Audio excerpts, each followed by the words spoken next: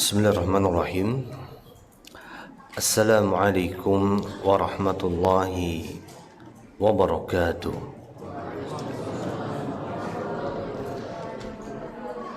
Alhamdulillahi rabbil alamin. Wassalatu wassalamu ala ashrafil anbiya'i wal mursalin wa ala alihi wa ashabihi ajma'in. Allahumma inna nas'aluka علما نافعا ورزقا طيبا وعملا متقبلا اللهم يا مقلب القلوب ثبت قلوبنا على دينك اللهم يا مصرف القلوب صرف قلوبنا على طاعتك ربنا لا تزغ قلوبنا بعد إذ هديتنا وهب لنا من لدنك رحمة إنك أنت الوهاب اللهم إنا نسألك الجنة وما يقربنا إليها من قول وعمل ونعوذ بك من النار وما يقربنا إليها من قول وعمل اللهم اعتق رقابنا ورقاب آبائنا وأمهاتنا من النار اللهم اعتق رقابنا ورقاب أزواجنا وذريتنا من النار اللهم اعتق رقابنا ورقاب مشايخنا ومعلمنا من النار ربنا اصرف عنا عذاب جهنم إن عذابها كان غراما ربنا تقبل منا جزاك الله خير إنك أنت السميع العليم وتب علينا إنك أنت التواب الرحيم ربنا آتنا في الدنيا حسنة وفي الآخرة حسنة وقنا عذاب النار وصلى الله وسلم وبارك على نبينا ومولانا محمد وعلى آله وأصحابه أجمعين والحمد لله رب العالمين. Alhamdulillah, segala puji dan syukur tidak henti-hentinya kita panjatkan kehadirat Allah Tabaraka wa ta'ala. Di dalam kesempatan hari ini kita masih diringankan langkah kita untuk kembali hadir di taman surga yang ada di dunia. Maka semoga Allah Subhanahu wa ta'ala menganugerahkan kepada kita kesempatan untuk bisa memasuki taman-taman yang ada di dalam surga Firdaus nanti. Semoga Allah Subhanahu wa ta'ala memberikan kepada kita ilmu yang bermanfaat. Semoga dengan ilmu yang akan kita dapatkan ini Allah akan angkat derajat kita.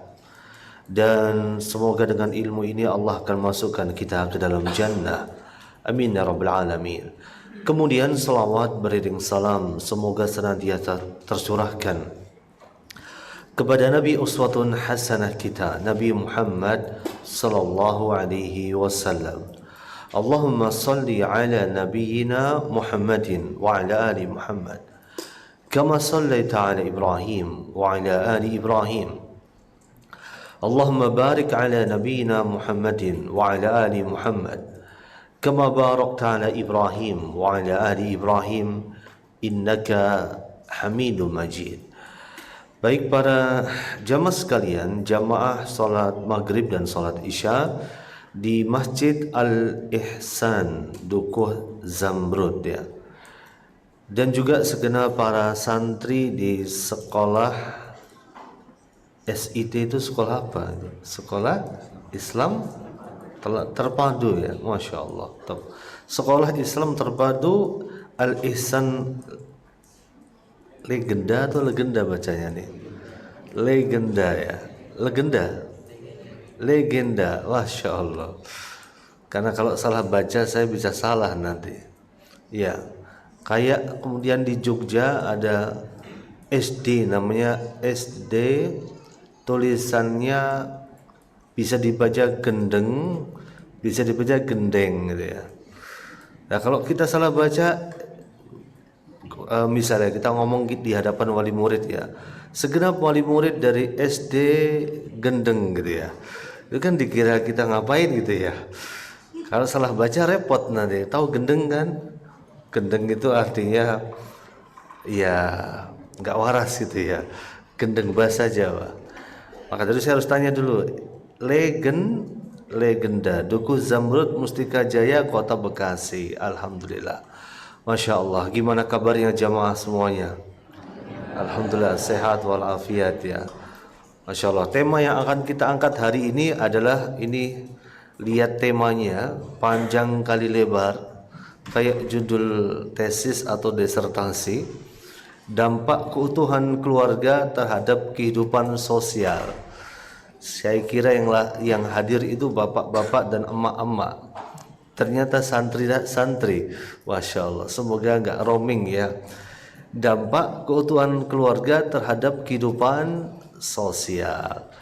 Tetapi insya Allah ini tema bermanfaat untuk anak-anakku sekalian. Saya panggil anak-anakku sekalian ya, karena ini seusia anak saya. Ini kelas berapa nak? SMP atau SMA? SMP. Alhamdulillah. Anak saya ada yang SMA 1, ada yang SMP 1. Berarti seumuran anak saya. Saya panggil anak-anak ya. Semoga tema hari ini cocok buat anak-anakku sekalian. Kenapa sebabnya? Karena kalian suatu hari nanti akan menikah, ya enggak? Pingin nikah enggak? Mau ya? Ya mau nikah ngacung, ayo. Masya Allah, pada semangat banget. Mau nikah juga? Kapan mau nikah nak kamu nak? Kamu mau nikah kapan? Enggak tahu, besok. Kamu besok ya? Ya insya Allah. Enggak apa-apa. Nikah di usia muda itu ya enak ya, walaupun enaknya dikit ya. Nikah usia muda itu enak, tapi enaknya dikit. Banyaknya apa? Enak banget gitu ya. Banyaknya enak banget. Dulu saya masih ingat, dulu saya nikah di masih usia belasan ya. 19 tahun kita udah nikah. Ya, di hari pertama kali menikah kita nyesel. Kenapa? Ternyata enaknya dikit. Banyaknya apa? Enak banget gitu. Masya Allah. Maka dari itu ketika dapat materi hari ini, semoga nanti akan menjadi bekal buat anak-anak sekalian untuk memasuki pernikahan dengan bekal ilmu. Ya. Karena menikah adalah ibadah, sebagaimana ibadah salat. Menikah adalah ibadah, sebagaimana ibadah puasa. Menikah adalah ibadah, sebagaimana ibadah umrah. Menikah adalah ibadah, sebagaimana ibadah haji. Tapi masalahnya adalah banyak di antara kita yang nikahnya itu tanpa membekali diri kita terlebih dahulu. Mau nikah tapi nggak punya bekal keilmuan. Padahal kalau kita mau sholat, belajar fikih sholat dulu apa enggak? Belajar. Kita mau puasa, belajar fikih puasa dulu apa enggak? Belajar. Kita mau umroh, belajar fikih umroh dulu apa enggak? Belajar manasik enggak? Belajar. Kita mau haji, belajar fikih haji apa enggak? Belajar.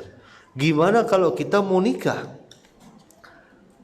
Kita yang sholat aja, sholat kira-kira selesai berapa menit? 5 menit selesai ya, baik. Kita mau sholat harus belajar fikihnya. Kalau kita mau umroh selesai berapa jam kira-kira? Ya 5 jam selesai lah. Kita mau haji berapa hari selesai? 5 hari selesai. Itu belajarnya Masya Allah, beneran.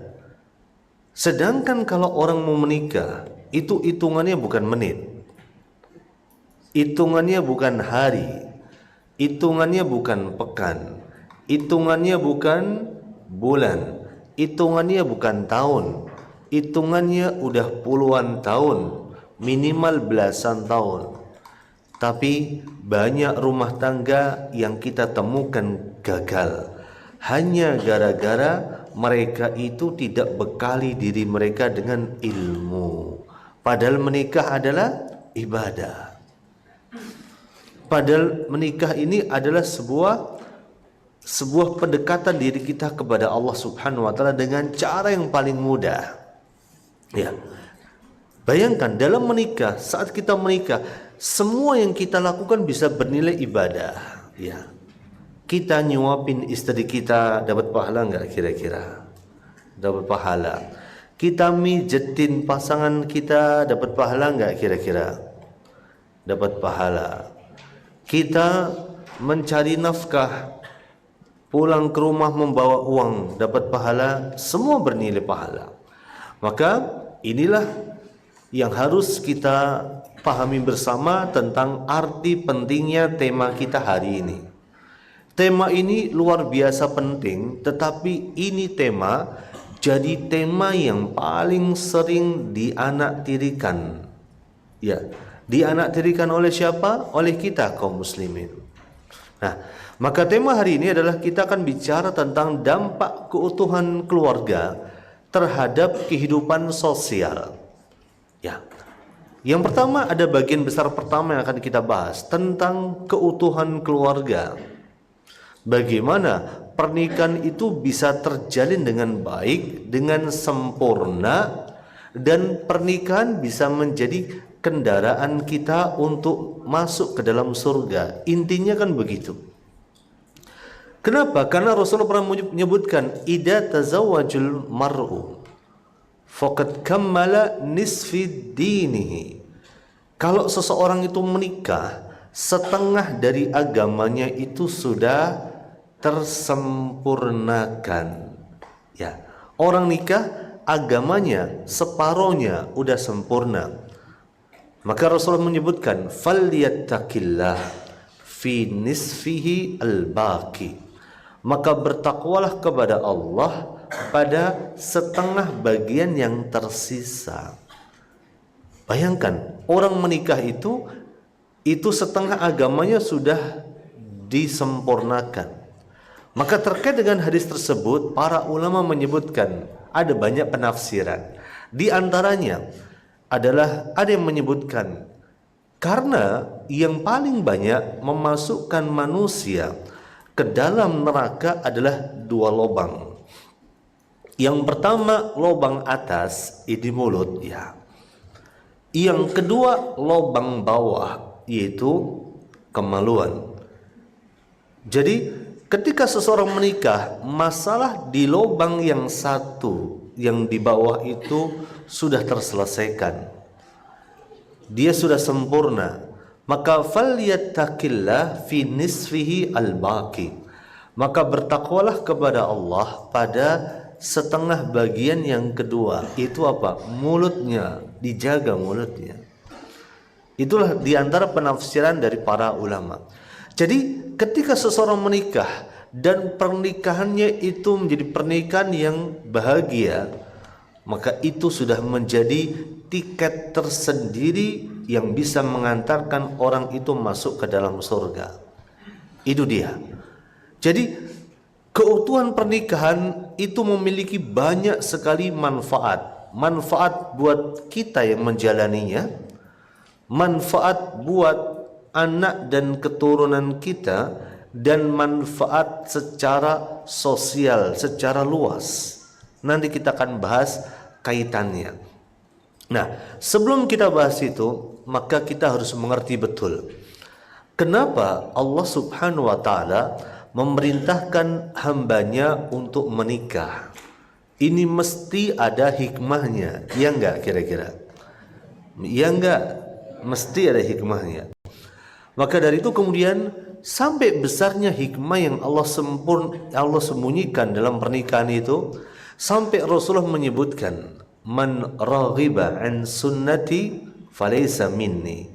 Barang siapa yang tidak suka dengan sunnahku, dia bukan bagian dari aku, bukan bagian dari kami. Artinya apa? Menikah adalah sunnahnya Nabi SAW. Barang siapa yang enggak mau nikah, maka dia bukan bagian dari umat Nabi Muhammad SAW. Bahkan pernah ada 3 orang datang menemui istri Rasulullah SAW untuk bertanya bagaimanakah ibadahnya Rasulullah. Maka istri Rasulullah menggambarkan bagaimana ibadahnya Rasulullah. Setelah digambarkan, maka tiga orang ini menjadi anak ABG. Oh, ABG maksudnya gimana? Anak baru ghirah. Langsung semangat ya. Oh begitu ya Rasulullah ibadahnya, Masya Allah luar biasa. Lalu orang pertama mengatakan, kalau begitu saya akan berpuasa tiap hari. Orang kedua akan mengatakan, kalau gitu saya tidak akan tidur di malam hari, saya akan sholat sepanjang malam. Orang ketiga mengatakan, kalau gitu saya akan ibadah, nggak akan menikah. Begitu Rasulullah pulang, diceritakanlah ucapan tiga orang tadi, lalu dipanggillah tiga orang tadi oleh Rasulullah. Maka Rasulullah menjelaskan, sesungguhnya beliau itu berpuasa, tapi kadang-kadang juga nggak puasa. Beliau itu sholat tahajud, tetapi kalau malam tetap tidur. Beliau itu beribadah, tetapi beliau juga tetap menikah. Dan Rasulullah menyebutkan, man raghiba an sunnati falaysa minni. Barang siapa yang nggak suka dengan sunnahku, maka dia bukan bagian dari aku, kata Rasulullah SAW. Maka inilah pernikahan yang Allah jadikan. Dengan menikah maka kita bisa beribadah dengan lebih baik lagi ya. Maka inilah pernikahan yang benar, pernikahan yang membuat kita semakin taat, pernikahan yang membuat kita semakin saleh, pernikahan yang membuat kita semakin baik, pernikahan yang membuat kita semakin istiqomah, pernikahan yang membuat kita semakin rajin taklim, rajin salat, rajin puasa sunnah. Maka justru ketika orang sudah menikah, dia harus semakin baik dan lebih lagi. Maka kalau kemudian ada di antara kita mungkin melihat fenomena, ada orang habis nikah kok makin jauh dari agama, maka ini ada masalah besar dalam pernikahan. Ada orang menikah kok kemudian makin jarang pergi ke pengajian, ada yang masalah besar dalam pernikahannya. Habis menikah kok orang ini makin futur, ada yang besar, ada masalah besar dalam pernikahannya. Karena Allah jadikan dalam pernikahan ini sebuah ibadah yang agung. Nah, ini hikmahnya. Hikmah kedua, kenapa Allah mensyariatkan pernikahan?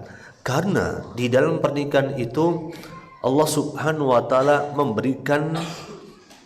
memberikan tiga anugerah sekaligus kepada orang yang menikah. Dan anugerah ini tidak mungkin akan didapatkan dengan maksimal, melainkan dia harus menikah. Maka dari itu Allah menyebutkan di sebuah surat, di sebuah ayat, yang surat dan ayat ini sering kita baca, terutama di bulan-bulan ini nih. Loh kok bisa? Kalau bulan-bulan ini kan dimanapun banyak orang nikahan ya. Bulan Syawal itu musim kawin, musim nikah. Dan setiap ada undangan di kertas undangan nikah itu kan mesti disebutkan ayat ya. Ayat apa kira-kira? Ada yang hafal? Surat Ar-Rum ayat 21 ya. Kenapa kok bisa hafal? Ya memang ayat itu yang disebutin. Allah Subhanahu wa taala menyebutkan, wa min ayatihi, dan termasuk tanda-tanda kekuasaan Allah Subhanahu wa taala, tanda-tanda kebesaran Allah Subhanahu wa taala, an khalaqalakum min anfusikum aswaja. Allah Subhanahu wa taala menciptakan dari diri kalian, dari golongan kalian itu pasangan untuk kalian. Jadi Allah menciptakan dari golongan kalian sendiri pasangan buat kalian. Jadi pernikahan yang benar itu manusia sama manusia. Ya. Gimana kalau pernikahan manusia sama jin, manusia sama siluman, itu nggak benar udah. Bagaimana pernikahan seseorang dengan hewan, apalagi itu makin nggak benar. Bagaimana pernikahan seseorang dengan AI? Kemarin tuh tepok jidat saya tuh. Viral, ada orang menikah dengan AI. Ya subhan. Jadi di pelaminan itu dia menikah, di sebelahnya ada HP, ada aplikasi AI-nya itu. Ketika ditanya, yang ditanya bukan masnya, yang ditanya adalah adiknya waktu itu. Kenapa masmu menikah dengan AI? Karena hanya AI yang bisa memahami perasaan saya. Ini konyol tenan namanya nih. Ini orang sudah kehilangan kewarasannya. Subhanallah. Jadi Allah Akbar. Jadi makin aneh orang zaman sekarang. Jadi ini sudah menyelisih fitrahnya. Jadi manusia diciptakan dengan pasangannya, dan pasangannya itu dari dirinya sendiri, dari golongannya sendiri. Manusia dari golongan manusia, dan Allah jadikan setiap golongan itu ada pasangannya. Ya, kuda jantan pasangannya kuda betina. Bahkan pohon kurma ada yang jantan dan ada yang betina. Ya. Saya baru tahu kemarin. Saya kemarin mau beli pohon kurma. Beli pohon kurma, saya kaget. Kok mahal harganya? Harganya berapa? 2,5 juta. Itu yang sudah dites DNA. Kok tes DNA barang kayak manusia? Iya, untuk bisa membedakan ini yang jantan, ini yang betina. Karena kurma itu akan bisa berbuah dengan maksimal kalau ketika musim bunga, ya, lalu bunganya si wanita ini, si betina ini diserbuki bunga dari pohon pejantan. Itu baru bisa berbunga dan berbuah dengan berbuah dengan sempurna. Masya Allah. Pohon kurmanya ada jantan, ada betina. Kucing ada jantan, ada betina. Manusia ada laki dan ada wanita, dan itu sudah pasangannya. Jadi fitrah manusia menikah dengan golongannya sendiri yang beda gender sama dia. Maksudnya laki menikah dengan wanita. Kalau laki-laki menikah sama laki-laki, ini enggak beres. Perempuan menikah sama perempuan juga enggak beres. Nah, maka wa min ayatihi an khalaqalakum min anfusikum azwaja. Tujuannya apa? Allah akan berikan 3 anugerah sekaligus. Tujuannya adalah anugerah itu adalah litaskunu ilaiha, supaya kalian mendapatkan ketenangan. Yang kedua, wa ja'ala bainakum mawaddata, dan Allah jadikan di antara kalian itu saling cinta. Kemudian yang ketiga, warahmah, dan Allah jadikan di antara kalian itu saling menyayangi. Itulah tujuan pernikahan gitu. Jadi 3 hal ini sekaligus menjadi parameter, menjadi tolak ukur seberapa tingkat keutuhan pernikahan kita. 3 ini juga menjadi parameter dan tolak ukur seberapa besar tingkat keretakan dalam pernikahan kita. Yuk kita bahas satu-satu. Apa saja? Wa min ayatihi an khalaqalakum min anfusikum azwaja. Yang pertama, litaskunu ilaiha, supaya kalian mendapatkan ketenangan ya padanya. Jadi ketika orang menikah, harusnya setelah menikah itu orang harus lebih tenang, harus lebih kalem. Tidak, orang Jawa bilang tidak kemrungsung. Orang Jawa bilang tidak kesusu. Tahu kesusu enggak? Kesusu apa? Bahasa apa itu kesusu? Kesusu itu, atau kesusu enggak artinya? Buru-buru ya. Orang Jawa bilang kesusu itu buru-buru. Buru-buru itu kesusu. Bahasa Inggrisnya apa kira-kira? Kesusu, bahasa Inggris kesusu. Down to milk ya. Down to milk. Ojo ke susu. Bahasa Inggrisnya down to milk ya. Betul nggak? Don kan ojo ya. Itu kan ke. Milk kan susu. Oh iya betul juga. Masya Allah. Jadi orang itu setelah menikah harusnya lebih apa? Tenang. Tidak mudah buru-buru, tidak mudah ke susu dan sebagainya. Kenapa? Karena dia sudah mendapatkan separuh dari jiwanya. Dia mendapatkan kebahagiaan berupa ketenangan yang Allah selipkan dalam pernikahannya. Jadi ketika seseorang habis menikah, kok dia tambah uring-uringan? Ini pertanyaan besar. Ya, ada nggak orang menikah lalu dia makin uring-uringan kira-kira? Ada enggak? Ada banyak. Ya. Bahkan ada orang sebelum dia menikah itu ketoknya kelihatannya gagah, ganteng. Begitu sudah menikah kok kelihatannya makin tua. Banyak enggak gitu? Banyak.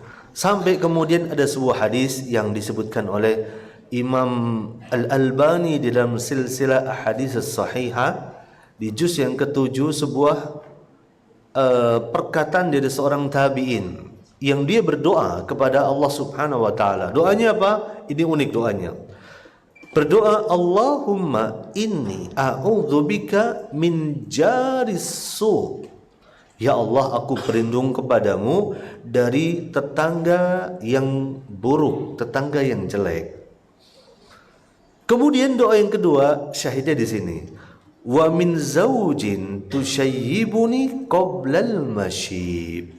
Dan aku berlindung dari pasangan yang membuatku beruban sebelum waktunya. Berarti gimana tuh? Pasangan yang bikin kita mumet, pasangan yang bikin kita apa? Makin tua, pasangan yang bikin kita stres ya. Maka berarti kalau kita bicara tentang pasangan yang membuat kita akan menjadi tua sebelum waktunya, berarti ada yang masalah dengan pernikahan kita. Orang menikah itu harusnya merasa mendapatkan ketenangan. Maka coba, gampangnya, parameternya gampangnya gini aja deh, gitu aja. Kalau kemudian kita pulang kerja, pinginnya langsung segera sampai ke rumah segera mungkin ya, maka ini bisa menjadi pertanda bahwa pernikahan kita baik-baik saja. Kita ingin segera pulang ke rumah, ketemu istri kita, ketemu pasangan kita. Kenapa? Karena kita merasa kita mendapatkan ketenangan dalam rumah. Dah pulang, cepat pulang ke rumah. Tapi kebalikannya, kalau kita pulang kerja pinginnya belok dulu, ngopi dulu, hangout dulu, dinner dulu, nongkrong dulu. Pulang ke rumahnya kapan? Nanti malam jam 10. Ini pertanyaan besar. Jangan-jangan pernikahan kita ada masalah di situ. Kita belum mendapatkan ketenangan dalam rumah tangga kita. Sedangkan fenomena yang kita dapatkan hari-hari ini gimana? Banyak orang udah nikah, dia lebih nyaman nongkrong sama temennya daripada balik di rumahnya. Iya enggak kira-kira? Iya. Berarti ada masalah sih dalam pernikahan yang harus segera dicari penyelesaiannya. Karena 3 parameter ini menjadi parameter keutuhan rumah tangga seseorang. Ketika semakin besar tingkat seseorang itu mendapatkan ketenangan, maka potensi utuhnya makin besar. Nah, ini pertama. An khalaqalakum min anfusikum aswaja. Yang pertama adalah Allah akan turunkan litaskunu ilaiha. Allah akan berikan kepada pasangan itu sebuah ketenangan, kedamaian. Damai banget rasanya.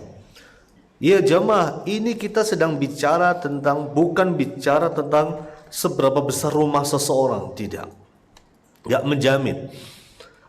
Kita pernah mendapatkan ada orang yang rumahnya itu sempit banget. Ibaratnya kalau di pengembang namanya rumah tipe RSSSSS ya. Apa itu? RSSSSS itu rumah sangat sempit sekali sehingga sulit sekali selonjoran. S-nya 8.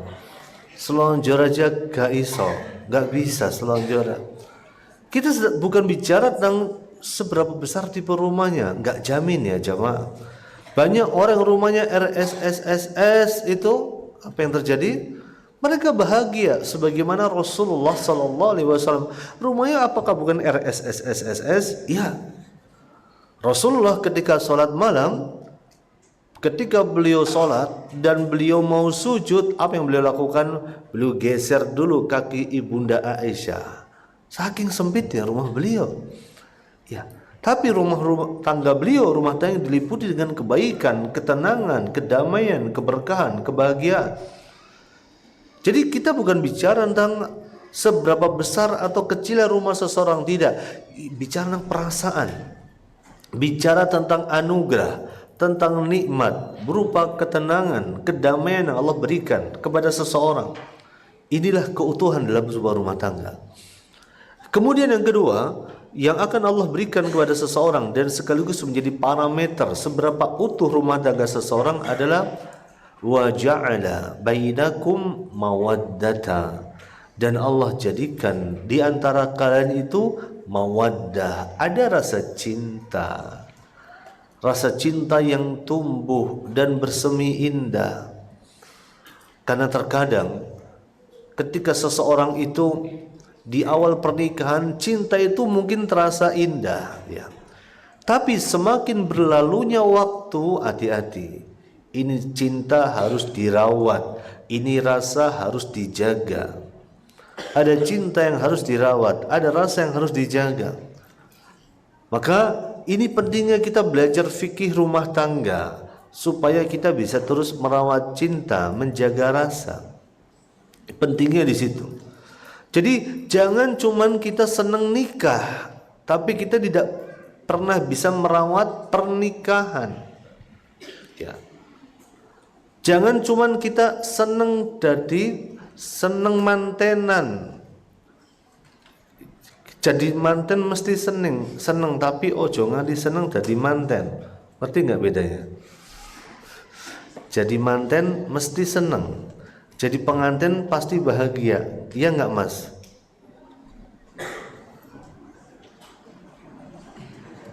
Teh coklat. Masya Allah. Dari mana mas? Kok lucu sekali anda? Dari mana? Dari mana mas? Biji coklat? Ah, Sertu dah? Sertu? Bukan NTT dah? Bukan. Sertu? Masya Allah. Barakallah. Ya. Orang nikah seneng nggak kira-kira? Seneng nggak? Nggak tahu. Masya Allah. Yang udah nikah mana nih?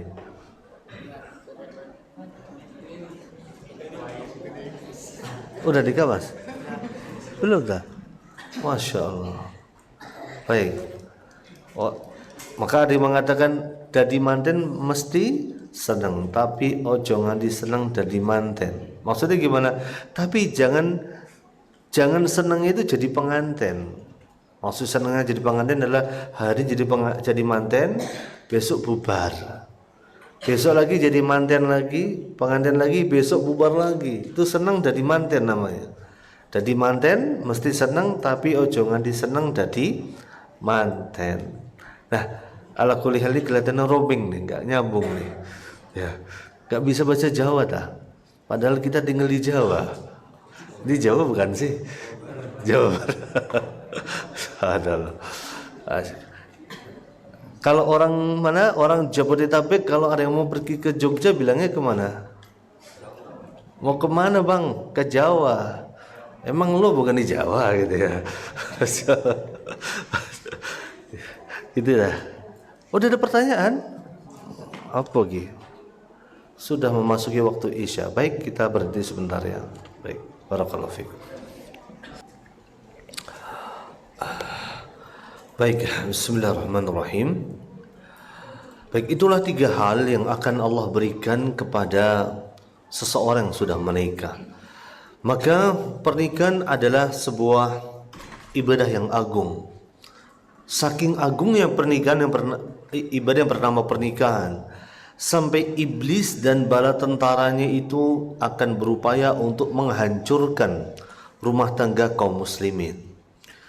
Sebagai gambaran, Rasulullah SAW pernah bercerita tentang bagaimana kondisi iblis.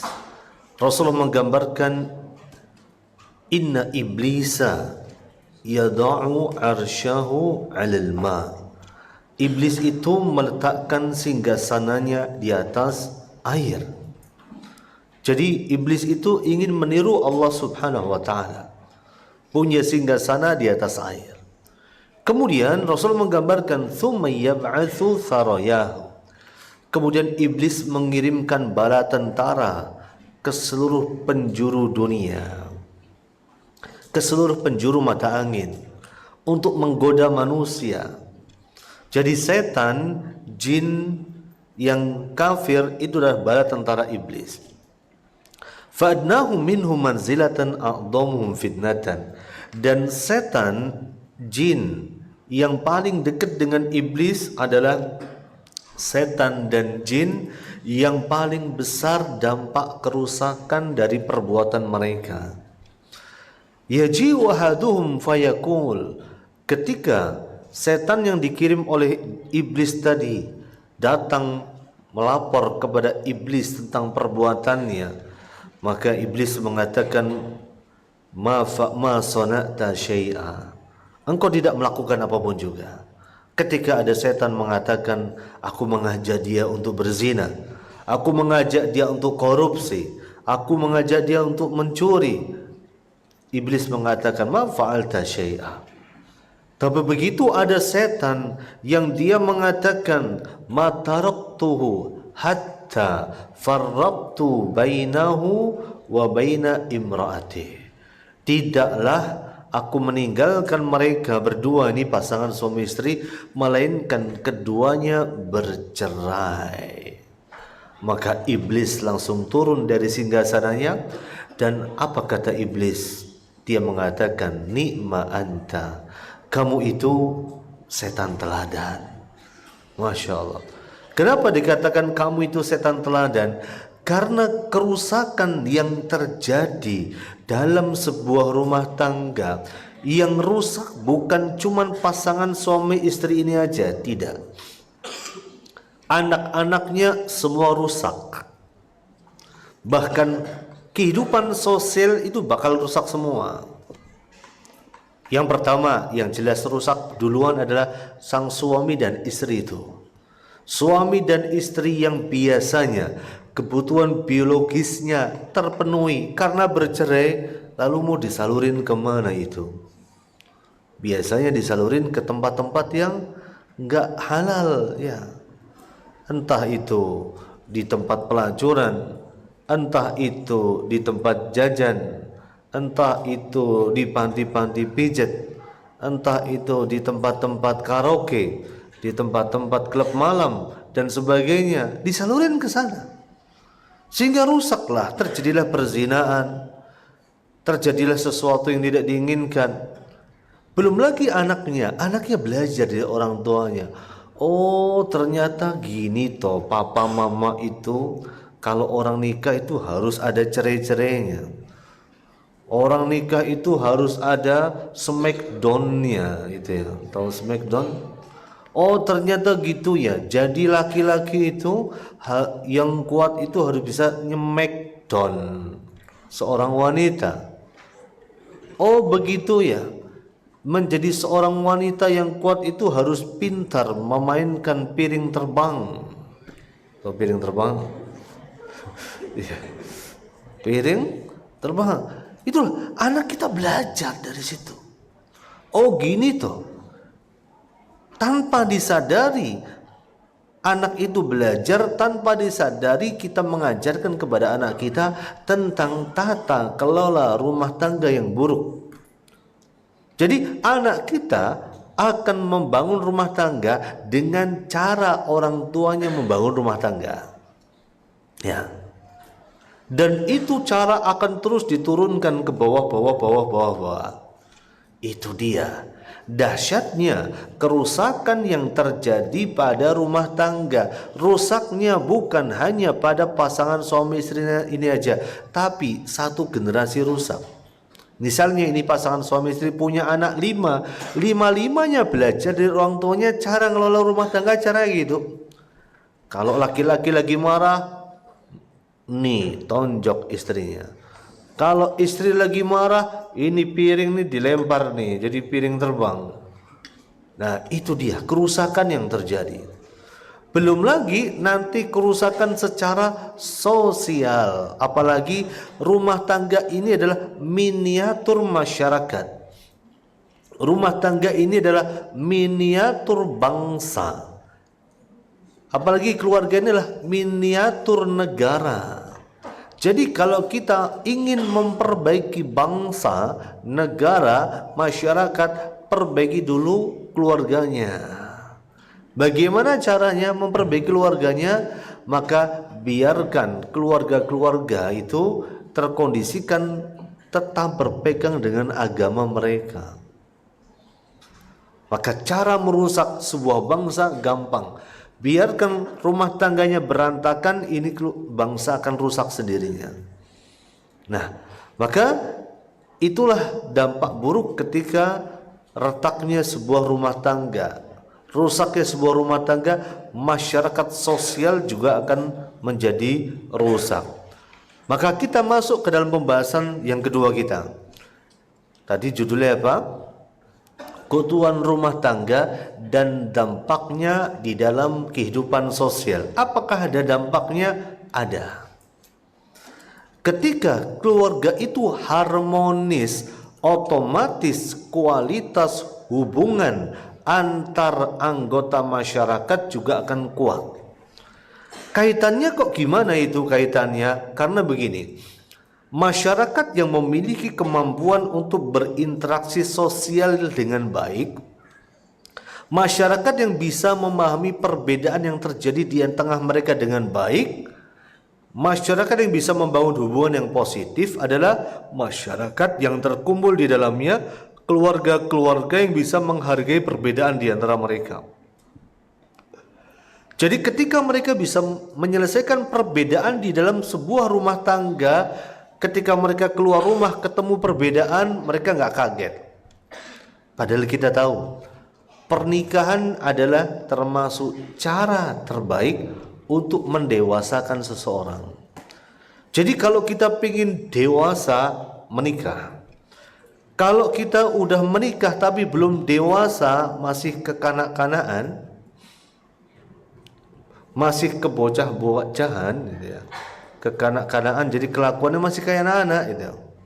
Seperti apa? Seperti anak-anak seperti itu ya, nggak mau ngalah.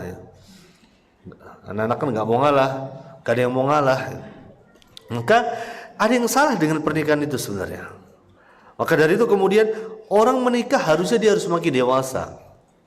Karena dalam pernikahan ada dua momentum yang akan semakin mendewasakan seseorang. Yang pertama, momentum menikah itu sendiri. Bayangkan orang menikah awalnya nggak kenal, tahu-tahu sekarang tinggal satu atap, tidur satu kasur, melakukan aktivitas bareng, padahal mereka orang yang berbeda. Berbeda latar belakang keluarga, berbeda latar belakang budaya, berbeda latar belakang kebiasaan, berbeda latar belakang pendidikan dan sebagainya. Contoh masalah yang simple aja, masalah teh, ya, masalah teh. Orang apa?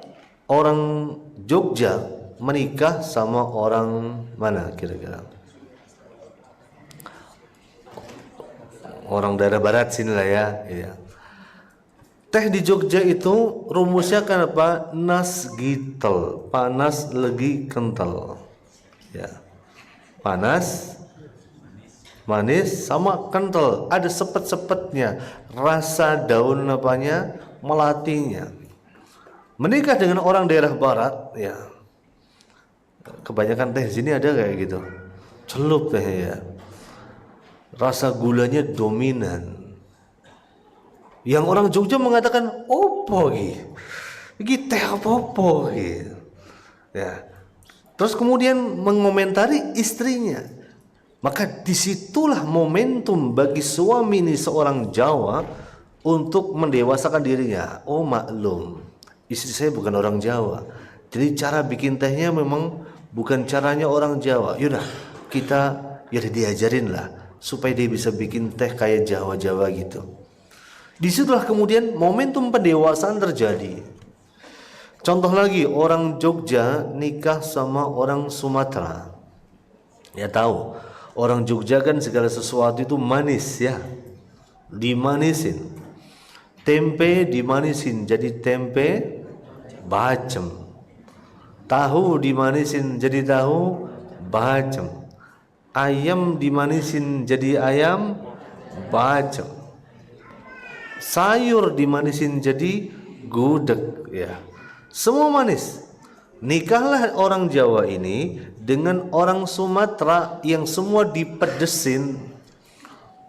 Coba bayangin, hidup satu rumah, ini dua orang beda nih.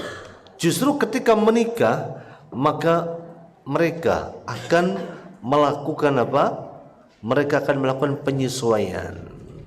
Ya udah, dicari jalan tengah. Gimana jalan tengahnya? Misalnya bikin masakannya 2 porsi misalnya, atau 1 porsi aja tetapi di tengah-tengah dah, nggak terlalu manis, nggak terlalu pedas, atau bikin 1 porsi tapi sambalnya dipisah, mau sambal mau pedas campur sendiri, campur dewe, itu ya.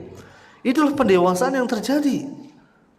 Maka ketika kita terbiasa menghargai perbedaan dengan pasangan kita, saat kita keluar rumah, kita akan terbiasa juga kemudian memahami perbedaan yang ada dengan masyarakat di luar, dan disitulah kualitas hubungan sosial akan meningkat. Ya, kualitas hubungan sosial akan meningkat karena kita bisa memahami perbedaan dari perbedaan itu dalam rumah kita. Belum lagi ketika orang itu menikah, ini nanti punya anak ya. Anak ini lahir, oe, bayi bunyinya gimana? Oe atau meong-meong? Tergantung bayinya siapa. Kalau bayinya manusia ya oe ya. Lalu kemudian sang ayah pulang kerja jam 8 capek, pengen segera pulang, pengen segera tidur. Pulang kerja kan pengennya capek ya, capek, habis capek tidur. Ini si bayi, papanya berangkat kerja dia tidur, papanya pulang kerja dia bangun. Akhirnya apa? Papanya malam itu nggak bisa tidur. Lalu papanya mengatakan, wahai anakku, mohon pahami perasaan papa. Papa udah seharian bekerja. Tolong dengan amat sangat engkau tidur, papa capek udah. Pahami perasaan papa. Bisa nggak anak kecil gitu ya? Nggak bisa. Disitulah kedewasaan kita diasah lagi ketika punya anak. Jadi kalau ada orang sudah punya anak masih kekanak-kanaan, itu pertanyaan besar itu. Ya, ada yang salah dengan dirinya. Nah, disitulah yang terjadi. Keluarga yang harmonis, keluarga yang utuh akan melahirkan pribadi-pribadi yang punya kemampuan berinteraksi sosial yang hebat, yang bisa menghargai perbedaan. Kenapa? Karena perbedaan yang dia dapati bersama dengan istrinya bisa diselesaikan. Perbedaan yang dia dapati dengan anaknya bisa diselesaikan. Maka sang bapak juga harus belajar nih. Kalau ada orang tua, kalau ada bapak-bapak, ada emak-emak yang kalau ngomong sama anaknya masih ngomongnya begini, pokoknya papa nggak pingin lihat kamu main game lagi. Main game boleh nggak? Oh, astagfirullahaladzim.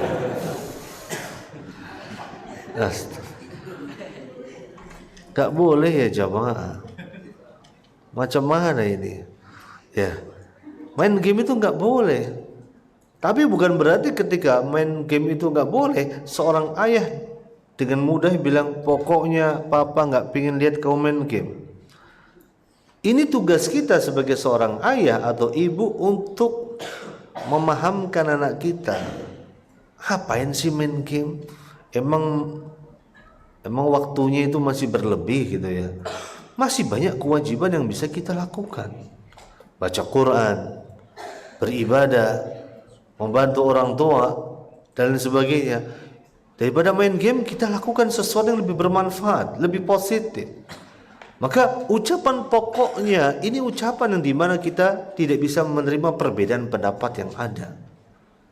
Maka disitulah kemudian ketika keluarga itu harmonis, maka akan lahir dari keluarga itu masyarakat yang bisa memahami perbedaan, yang bisa berinteraksi dengan baik dan bisa membangun hubungan yang positif. Nah, ini dia. Keutuhan rumah tangga akan berdampak kepada kualitas hubungan sosial yang makin baik.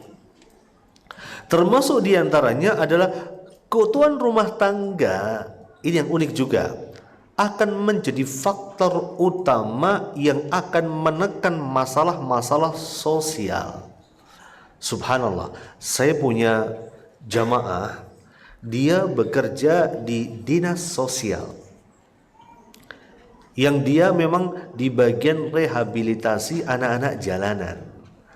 Anak-anak jalanan itu melakukan aktivitas kriminal yang mereka di bawah usia tidak bisa dijerat hukum.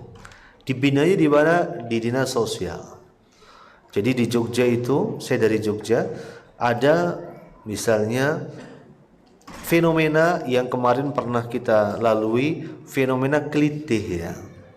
Orang lagi naik motor malam-malam, tahu-tahu ada motor deketi dia, 2-3 motor langsung dibacok gitu ya. Subhanallah. Itu berlakunya siapa? Anak-anak muda, anak-anak SMP, anak-anak SMA.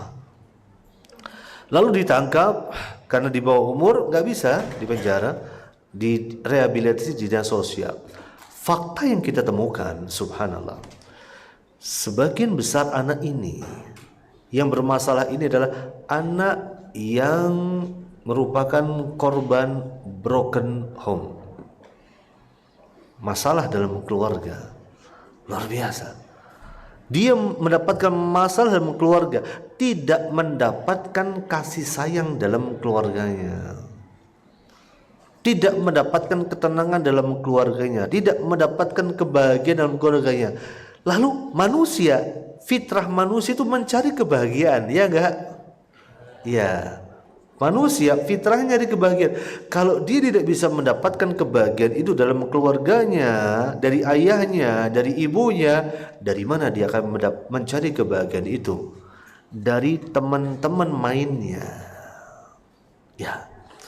Dan teman-teman main itu biasanya mereka tidak mudah menerima orang lain.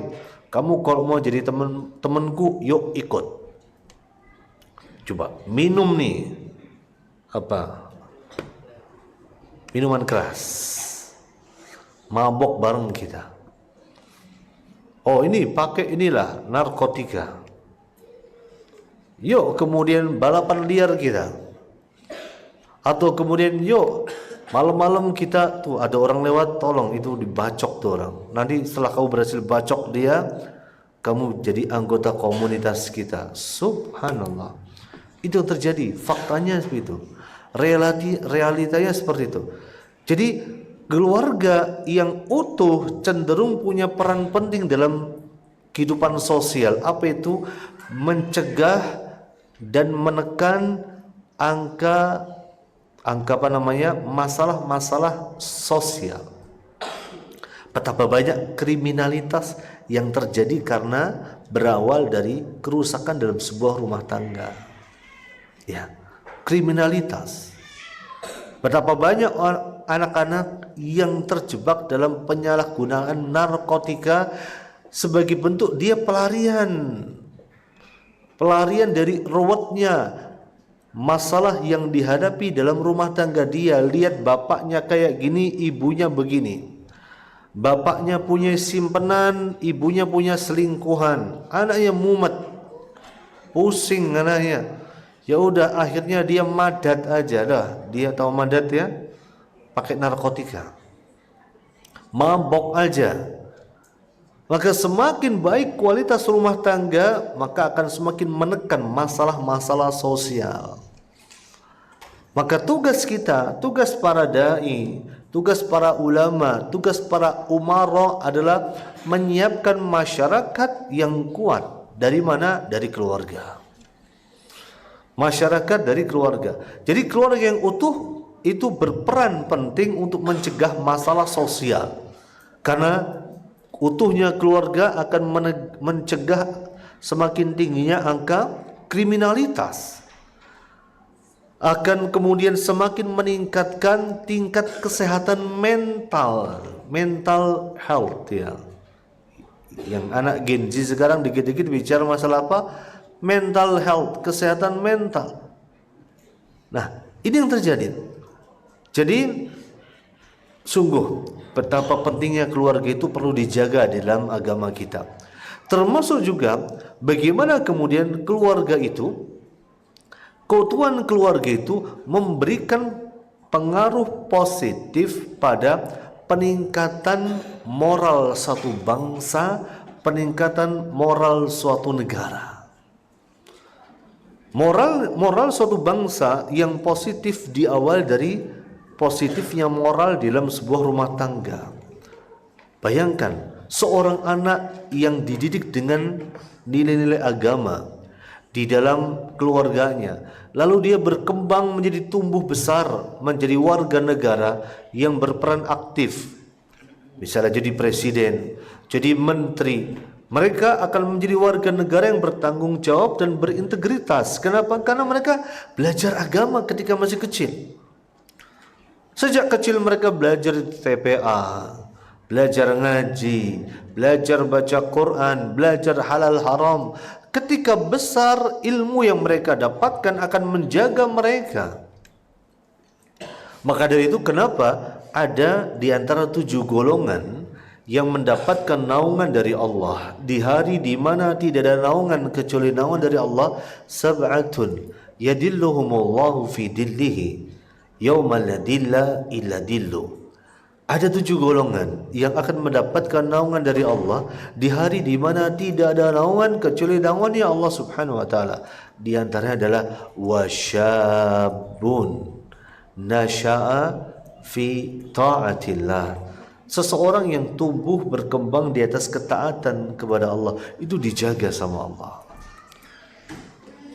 Itulah kemudian peran penting sebuah keluarga yang kuat, keluarga yang utuh dalam membangun suatu negeri. Beda ketika keluarganya itu berantakan, broken home. Maka biasanya mereka sudah mulai lari kepada anak-anak mereka, lari kepada perkara-perkara yang negatif. Perkara-perkara yang negatif. Bahkan kemudian uniknya, keluarga yang utuh juga akan mampu meningkatkan, memberikan dukungan ekonomi dalam sebuah masyarakat sosial. Keluarga yang utuh yang dibangun di atas cinta, kasih sayang, maka anak-anak mereka akan belajar dengan happy, dengan senang. Ketika mereka belajar dengan happy, kira-kira bakal berprestasi apa enggak kira-kira? Berprestasi. Ketika berprestasi, mereka bisa meraih kemungkinan peluang untuk belajar di tempat-tempat yang favorit, belajar di Timur Tengah, belajar di luar negeri, ngambil beasiswa, karena mereka punya prestasi. Sehingga mereka ketika sudah mendapatkan ilmu pulang ke tanah air mereka, ke masyarakat mereka, ikut membangun masyarakat, itu luar biasa. Berbeda ketika keluarga itu rusak, berantakan, anak-anak mereka boro-boro mau belajar. Belajar aja udah males, sudah terlalu banyak beban dalam hidupnya, sehingga ketika nggak mau belajar, prestasi nggak ada. Jadi generasi mager, ya enggak? Malas gerak. Jangankan mau berprestasi, jangan mau memiliki semangat yang besar, bergerak aja males ya, mager gitu. Apalagi mereka disuruh menuntut ilmu ke tempat yang jauh, tentu nggak mau lagi mereka. Maka sekali lagi, sekali lagi, kenapa Islam sangat menekankan kepada umatnya untuk membangun sebuah rumah tangga yang bahagia, rumah tangga yang utuh, rumah tangga yang kuat, karena akan menjadi pondasi atas segala bentuk kebaikan yang akan datang setelahnya. Maka kita memohon kepada Allah, kita meminta kepada Allah Subhanahu wa taala, semoga Allah menjaga rumah tangga kita, menjadikan rumah tangga kita menjadi rumah tangga yang sakinah, mawaddah, warahmah, yang bisa mengantarkan kita untuk membuka pintu-pintu surga. Semoga kita termasuk orang yang disifati di dalam Al-Quranul Karim dengan firman-Nya, Jannatu adnin yadkhulunaha wa man salaha min abaihim wa aswajihim wa dzurriyyatihim. Surga Aden, mereka memasukinya bersama dengan ayah mereka yang saleh dan cucu-cucu serta keturunan mereka yang saleh. Maka semoga yang sudah menikah dijaga pernikahannya, yang belum menikah sebagaimana anak-anakku ini, semoga satu hari kelak kalian diberikan ilmu oleh Allah Azza wa Jal, membangun rumah tangga yang bahagia, sakinah, mawaddah, warahmah, dan menghasilkan generasi-generasi yang kuat untuk membangun bangsa kita, negara kita, masyarakat kita, sosial kita di atas sebuah keberkahan dari Allah Subhanahu wa taala. Hanya kepada Allah kita memohon taufik, hanya kepada Allah kita memohon hidayah. Wassallallahu wassallim wa barik ala nabiyyina wa maulana Muhammadin wa ala alihi wa ashabihi ajma'in. Walhamdulillahi rabbil alamin. Silahkan kalau ada yang mau ditanyakan, silahkan bisa bertanya secara langsung atau menuliskan secara kertas. Baik, ada satu pertanyaan yang sudah masuk. Assalamualaikum Ustaz. Waalaikumsalam. Afwan, izin bertanya jika ada salah kata. Belum bertanya kok, jadi tidak ada salah kata insyaallah. Jikalau kucing kawin,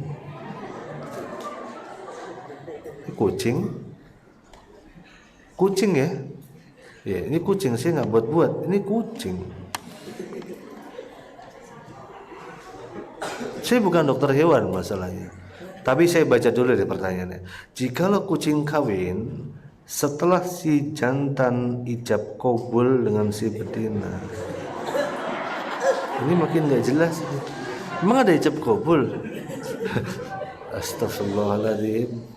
Ya, lalu menghamilinya, maka si jantan akan meninggalkannya dan akan menikah dengan betina lain. Dari mana Anda tahu bahwa mereka menikah? Pertanyaannya pertama, jikalau ada manusia begitu, apakah pantas diupamakan dengan kucing? Yang kedua, apakah perilaku si jantan merupakan fitrah atau hanya bosan saja atau doyan nikah?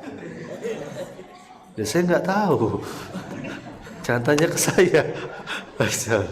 Subhanallah.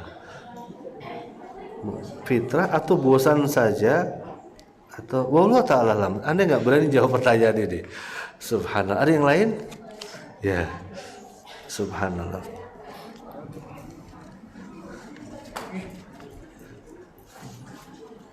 Ini yang nanya siapa ya? Dari kucing sebelah? Jangan-jangan ini pertanyaan dari kucing betina ya.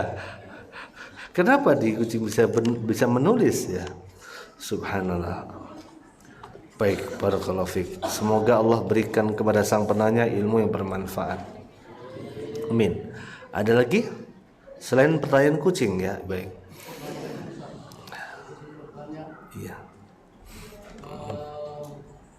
Seorang yang belum mendapatkan jodoh sampai usia lumayan lah, misalnya sudah lama gitu ya, Kalau menurut Ustaz nanti jodohnya sudah diwafatkan, apakah betul?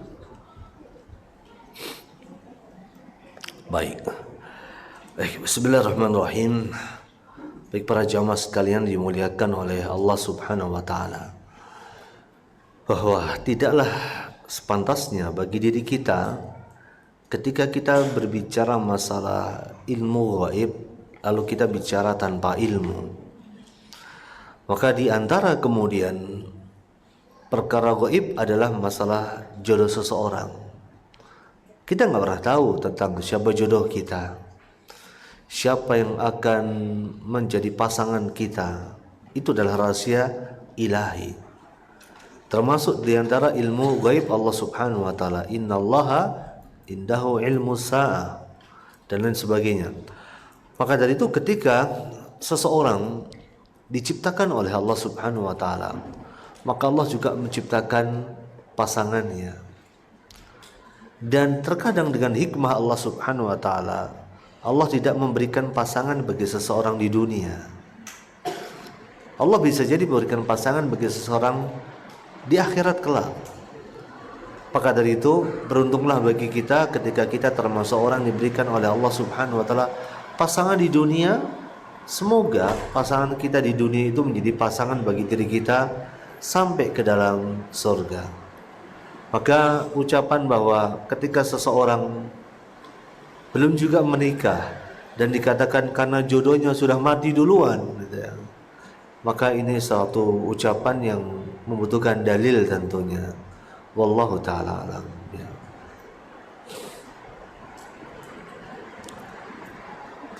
Ya, monggo silakan.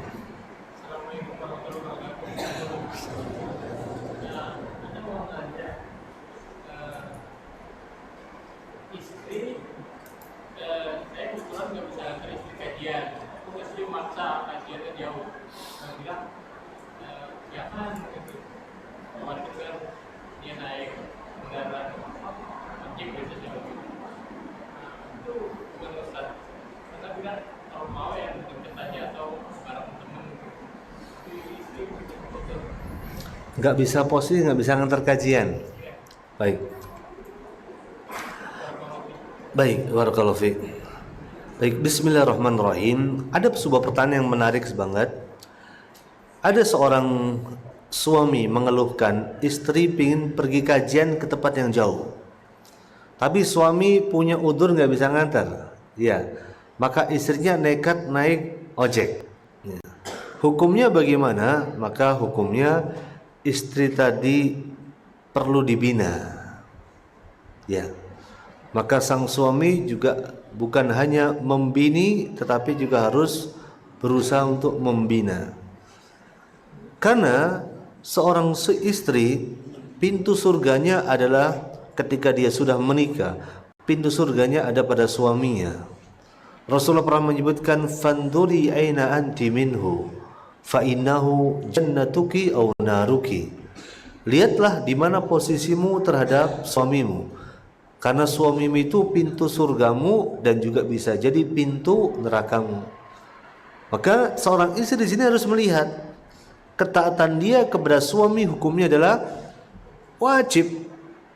Sedangkan ketika dia berangkat ke majelis ilmu di saat yang sama menuntut ilmu hukumnya adalah wajib, tetapi wajibnya di bawah kewajiban ketaatan dia kepada suami. Maka dia wajib mengedepankan ketaatannya kepada suami. Nah, itu yang harus kita pahami bersama. Nah, semoga saya doakan semoga sang istri tersebut diberikan hidayah oleh Allah Subhanahu wa taala untuk memahami perannya sebagai seorang istri yang wajib mentaati suaminya. Dan semoga diberikan juga pemahaman bahwa untuk menuntut ilmu maka tidak harus kita menempuh jarak yang sangat jauh ketika pasangan kita itu tidak mampu mengantarkan dirinya untuk ke tempat tersebut. Jikalau di sekitar kita ada majelis ilmu, maka hadirlah majelis ilmu yang terdekat dulu. Yang penting kita bisa datang yang dekat, bisa istiqomah, bisa konsisten, itu lebih baik daripada kita datang ke tempat yang jauh tapi ngajinya cuma sebulan sekali atau sepekan sekali. Kalau di sebelah kita, rumah kita itu ada kajian, Kita bisa ngaji tiap hari, walaupun yang ngisi mungkin cuman ustadz yang dianggap sebelah mata, maka istiqomahnya kita masih lebih baik daripada kita ngaji tempat yang jauh, yang datang ustadz nasional atau internasional atau interlokal gitu ya. Terus kemudian tapi kita ngajinya cuma sebulan sekali, maka ngajinya kita sama ustadz yang mungkin dianggap sebelah mata, ustadz kampung ibaratnya, tapi kita bisa istiqomah, itu jauh lebih baik. Insya Allah lebih berkah juga bagi dirinya. Wallahu ta'ala alam ya. Masih ada lagi? Mau nanya nak? Nah.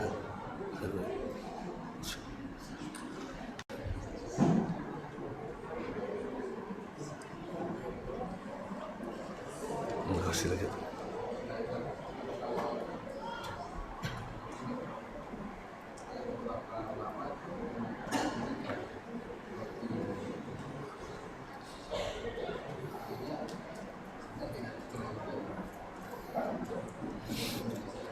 Oh baik. Pertanyaan sangat bagus sekali. Ada beberapa ulama yang bukannya tidak menikah, belum sempat menikah karena kesibukannya dengan ilmu, karena kesibukannya dengan umat, karena kesibukannya dengan berlezat-lezatan dengan beribadah kepada Allah Subhanahu wa taala, sehingga belum diberikan kemudahan untuk menikah. Maka itu tidak bisa dijadikan sebagai dalil bahwa kalau gitu saya nggak nikah kayak ulama ini, tidak bisa. Karena sesungguhnya kemudian menikah itu ada yang mengatakan hukumnya sebagaimana hukum syar'i yang ada. Pada diri seseorang hukumnya bisa berbeda-beda. Bagi sebagian orang menikah hukumnya wajib.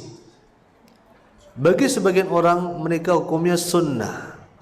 Bagi sebagian orang menikah bahkan hukumnya haram. Bisa nggak menikah tapi hukumnya haram? Bisa. Ketika ada orang menikah tapi dia meniatkan untuk menceraikan istrinya setelah menikah tersebut, maka menikah hukumnya haram bagi dirinya. Nah, wallahu taala alam. Jadi tidak bisa dijadikan sebagai dalil bahwa kalau gitu tidak menikah sebagaimana ulama tertentu. Karena mereka tidak memaksudkan diri mereka untuk tidak menikah, tapi mereka belum berkesempatan untuk menikah. Barakallahu fiik.